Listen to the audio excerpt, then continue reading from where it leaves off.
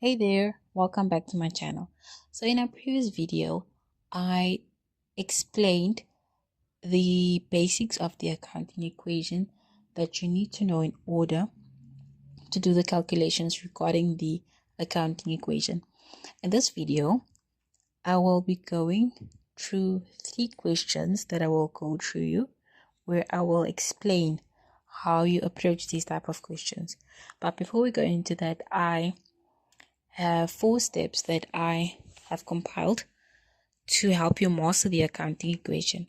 So the first step is to read the questions carefully and make sure that you understand what is required of you to do. Second step is to identify which accounts are affected in the transaction. The third one is that you have to determine whether the account is an asset, a liability, or is it an owner's equity. And you must also know that on which sides it increases and decreases, as I explained in the previous video. And then the last step is to record the transactions and make sure that it balances, meaning that your assets must be equal to your owner's equity plus your liabilities. For our first example, we have the following transaction. So the owner contributed 50,000 to the business. So I highlighted 2 key points in this transaction, which is the owner contributed and the 50,000. So we know that when the owner contributes anything to the business, it means that it is capital, and the 50,000 means that the business receives that money. But let's first go through the 4 steps that I showed in the previous slides. So our first step is to make sure you know what is required of you to do, and normally you will receive instructions to say what you are supposed to do. In those transactions, we're supposed to record the account, the amount, and whether it is debit or credit. So our second step is to identify the accounts affected in the transaction, and in this transaction the accounts affected is capital and bank, as I explained that the owner contributed, which is capital, and the 50,000 goes directly to the bank account of the business, meaning that the bank of the business is affected in this transaction. And then we have to determine whether the account is an asset, owner's equity, or liability. In this case, we know that our capital is a proprietary account under your owner's equity, and that your bank is a current asset. And then for your fourth step, you must make sure that it balances, meaning that your assets equal to your owner's equity plus liabilities. And the liability, that there's nothing, but you can put a 0 there to make sure that your assets is equal to your owner's equity plus your liabilities. And then the second transaction that we'll be looking at is your cash sale. So the transaction is as follow: that sold goods with a cost price of 15% and a markup of 25% on cost. So I will make a video where I explain and show you how to calculate your markup, as well as your gross margin and your profit, so that you can understand that also, because in order for you to be able to do this type of calculations, you must know how to do those calculations.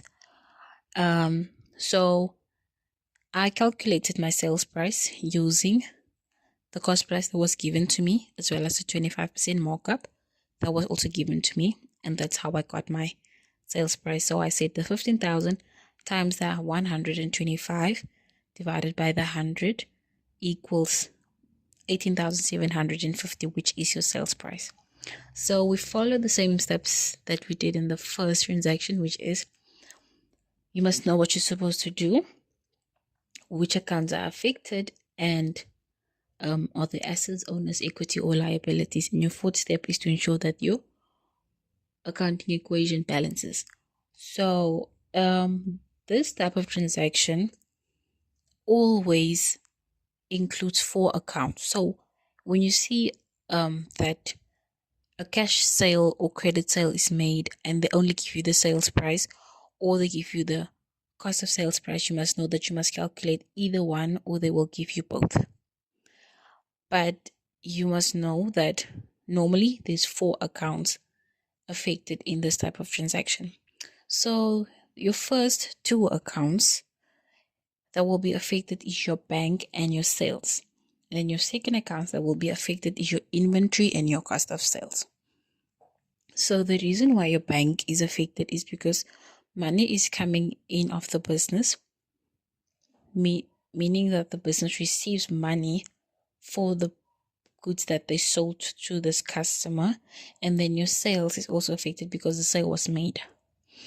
And then we'll be looking at our inventory account. So your inventory account decreases because goods were sold, meaning that the goods are no longer in the business, but it left the business, meaning that your inventory decreases. And then your cost of sales is also affected because the business had to pay for these goods and services before selling them to someone else. And then our third step is to identify whether these accounts are assets, owner's equity, or liabilities. So your sales is owner's equity as well as your cost of sales, and your bank and inventory are assets. And now we'll be doing our final step, which is where we make sure that our assets equals our owner's equity plus liability. As you can see at the bottom, that your bank is under your asset and it increases by 18,750, meaning that we record the sales price, and your owner's equity also increases by 18,750 under your owner's equity. And then our inventory will decrease under our assets by 15,000, and our cost of sales will decrease also by 15%. Now we're looking at the last transaction, which is your credit sale. So I used the exact same information. There's only one difference between a credit sale and a cash sale. So in a credit sale, you do not include your bank account because the business did not receive any money from the sale that they made, but they rather sold on credit, meaning that the customer owes them. So where your bank is, you replace it with debtors control, meaning that a debtor is someone that owes the business, meaning that your debtors control will increase as the debt of the customer will increase. So that's the only difference that you need to know between a credit sale and a cash sale, that in a cash sale you will have bank, and in a credit sale you will have debtors control. And that's all for today's video. In our next video, I will be going through calculations where I will do them and show you how to do them, and make sure that you understand the type of question that you can be tested on. And hope that you enjoyed this video, and until next time.